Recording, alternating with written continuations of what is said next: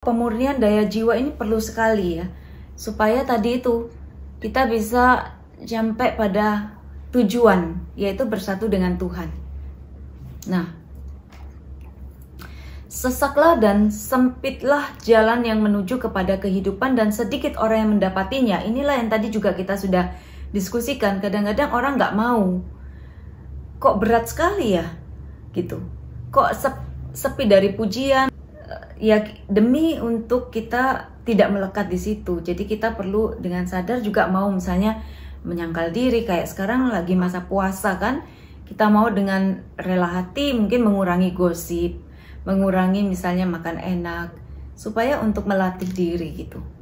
Nah, membebaskan dan menyempitkan kehendak atas objek-objek indrawi dan duniawi dengan mencintai Allah lebih dari segala sesuatu. Nah, ini banyak orang yang nggak berani, nggak kuat di sini. Penyangkalan diri. Tanpa penyangkalan diri kita nggak bisa mengikuti Kristus, nggak bisa menjadi murid Tuhan gitu ya. Tapi sebenarnya itu adalah keinginan duniawi kita, keinginan daging kita yang perlu kita sangkal demi kebebasan rohani kita sendiri gitu. Jadi kalau kita tuh sudah menjadi orang yang dipuji nggak sombong, dikritik nggak marah, nggak jatuh, nggak hancur, yang untung siapa? Kan kita sendiri gitu.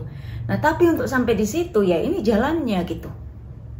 Kita perlu dibebaskan dari segala macam nafsu-nafsu kita sendiri. Nafsu kita apa? Nafsu kita ingin dihargai, ingin dipuji, ya, ingin dianggap hebat. Ya, itu termasuk segala macam nafsu yang perlu dibereskan kalau kita betul-betul ingin murni gitu.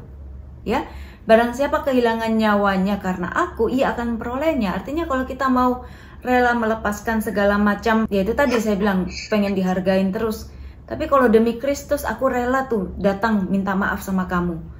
Kalau demi mengasihi kamu aku rela melayani walaupun kamu tolak-tolak dan kamu tidak menghargai.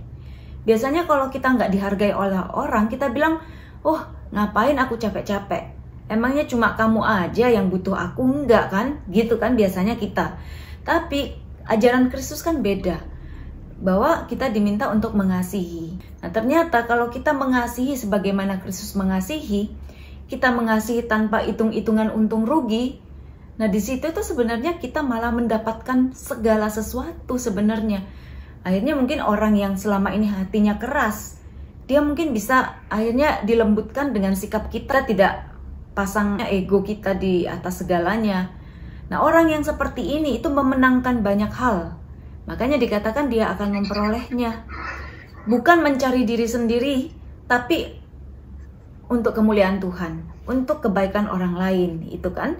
Sebenarnya ini simpel sekali dan sebenarnya ini ajaran yang umum sekali gitu loh. Berjalan tanpa hiburan Allah.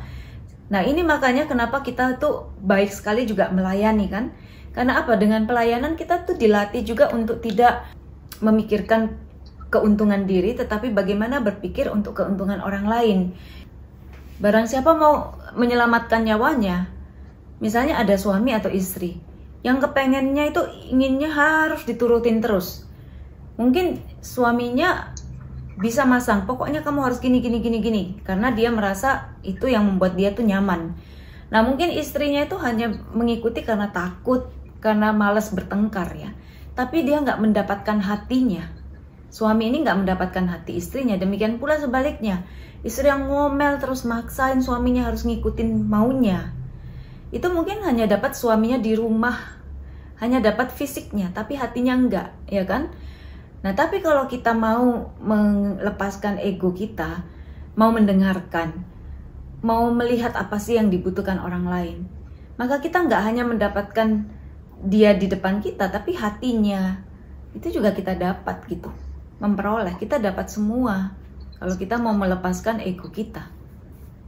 Ya itu aplikasinya lah ya dalam hidup sehari-hari. Jadi ini sangat relevan gitu. Jadi ini jangan hanya dianggap pada waktu kita doa saja ya, atau hanya dalam hubungan kita dengan Tuhan, tetapi sungguh-sungguh juga dalam hubungan kita dengan manusia, dengan sesama. Sama seperti Yesus kan, itu penyangkalan diri terus loh. Bagaimana murid-muridnya dia ampuni karena menyangkal dia dan lain sebagainya.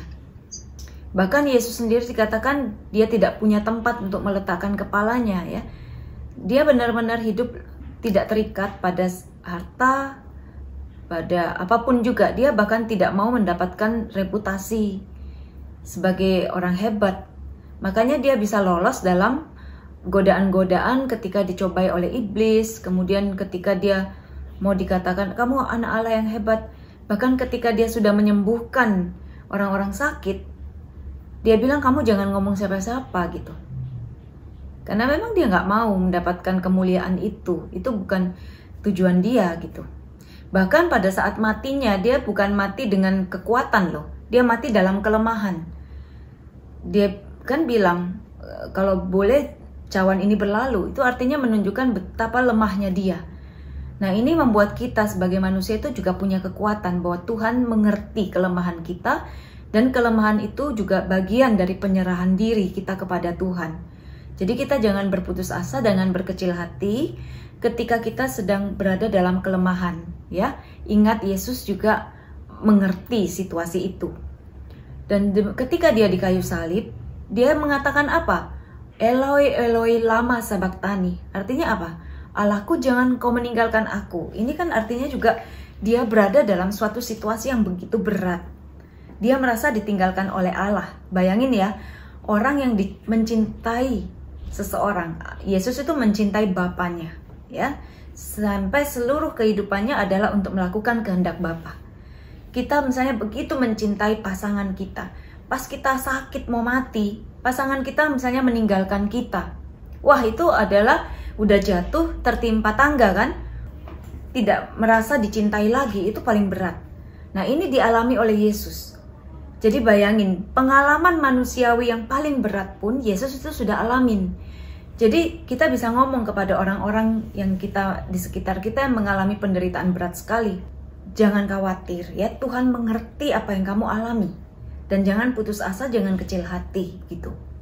Ya, dan itu pun diterima sebagai bagian dari kita mempersembahkan seluruh hidup kita pada Tuhan. Nah, jadi ketika Yesus itu bilang Eloi lama sabachthani, Allahku kenapa engkau meninggalkan aku? Kita bisa bayangin bagaimana situasi jiwa Yesus.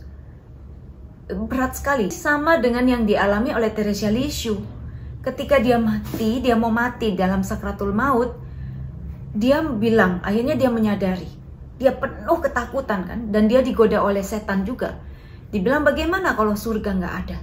Tapi bayangin, karena Teresia itu mencintai Tuhan secara murni, bukan demi surga, maka ketika dicobain seperti itu, dia nggak goyah. Makanya cinta murni itu punya kekuatan kan. Dia bilang gak apa-apa kalau masuk neraka pun aku tetap akan memberitakan Kristus. Karena dia mencintai Kristus demi Kristus.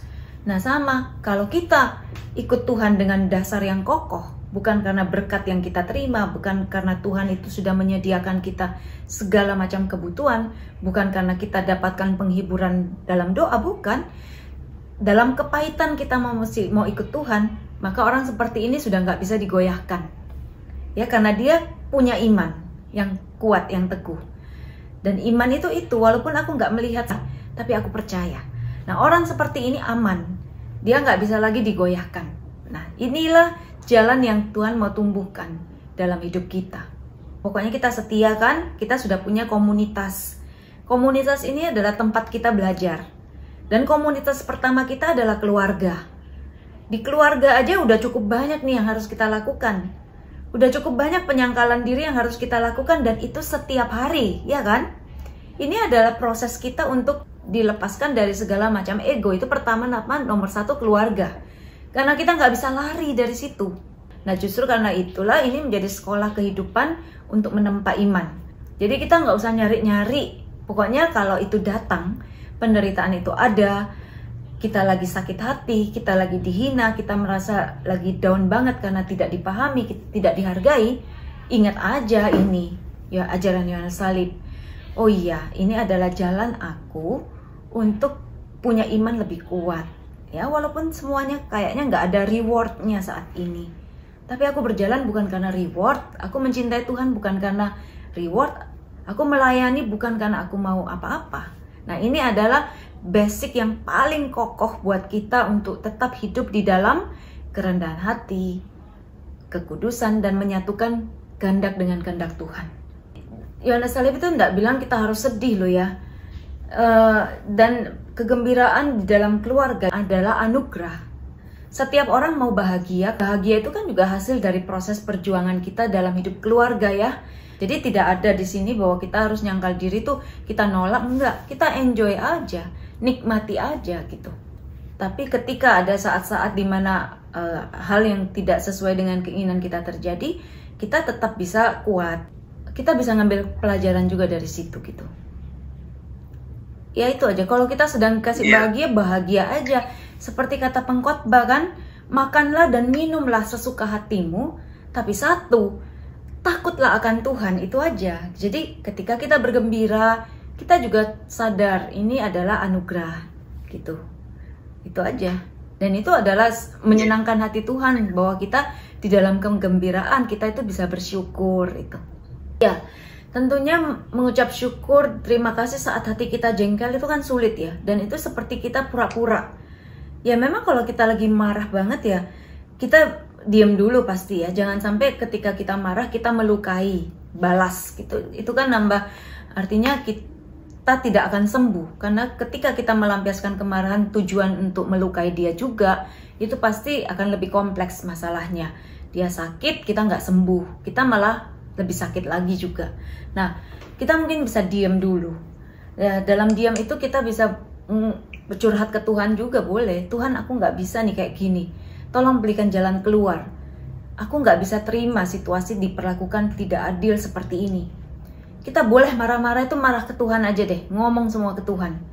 Habis itu, setelah itu kita mohonlah sama Tuhan. Berikan aku pengertian ya.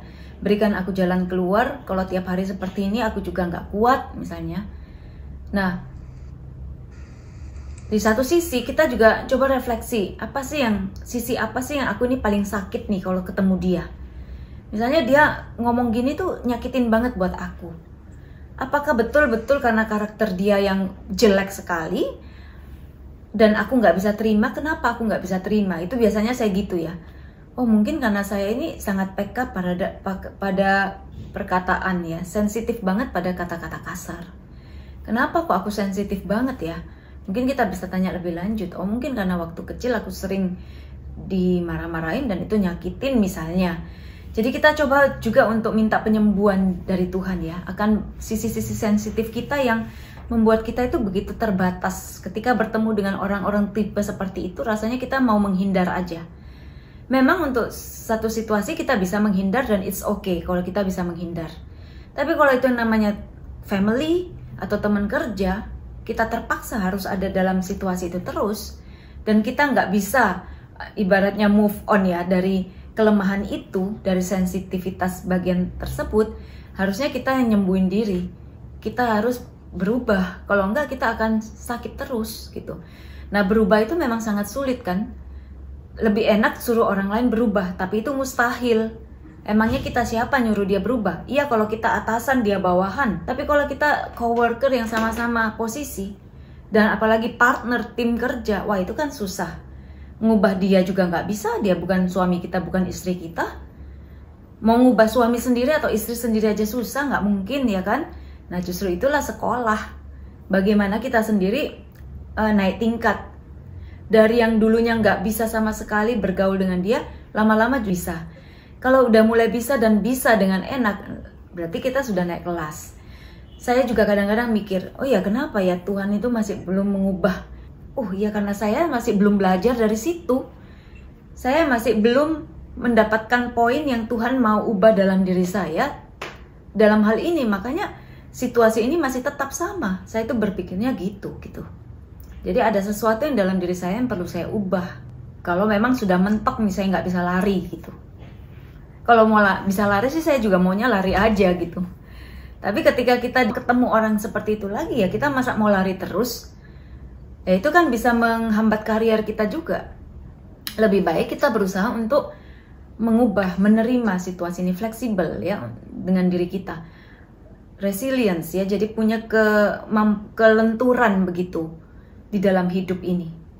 Itu yang akan membebaskan kita. Jadi kita ketemu orang tipe apa saja, itu kita bisa rasanya get along with ya. Jadi bisa berjalan bersama dengan tanpa saya merasa sakit gitu. Tapi itu memang nggak mudah ya. Itulah peperangan, ujian paling berat adalah terhadap diri sendiri sebenarnya, bukan tentang orang lain. Nah mungkin ada sesuatu dalam diri kita gitu yang perlu kita tune up gitu ya. Kita sporing, kita beresin, jadi bisa fine. Nah ini kan yang bagus kan kita jadinya nanti. Kita punya, kita berkembang intinya gitu. Jadi bukan tanpa maksud lah menurut saya Tuhan menempatkan orang-orang sulit itu di sekitar kita. Itu karena memang mau mengembangkan karakter kita. Itu menurut saya gitu ya. Tapi kita mau nggak memetik pelajaran dari situ? Kalau enggak, ya kita tetap aja belum naik level gitu, belum naik kelas gitu, belum ada perbaikan. Padahal semakin bertambah umur, semakin matang, harusnya kita semakin punya hati yang lebih luas ya. Ya itu sih teorinya ya, tetapi prakteknya memang berat sekali. Ya, tapi untuk kemajuan kita sendiri sih gitu sebenarnya. Tapi semakin cepat kita mau punya resilience itu ya, punya kelenturan, saya pikir semakin cepat proses Tuhan juga. Kita semakin cepat merasa damai, artinya tidak perang terus, tidak konflik terus. Tapi begitu kita masih mengeraskan hati, ada bagian-bagian yang kita tidak mau diubah, itu masih ada PR di situ gitu. Sebenarnya kita nggak usah terlalu kompleks ya berpikirnya. Memang kalau kita baca Yohanes Salib kayaknya jelimet sekali. Ini karena dia mau memberikan satu bimbingan rohani yang sangat detail, sangat rinci. Sehingga ketika kita mengalami situasi ini, kita mengerti jalan keluarnya, kita mengerti kita kenapa.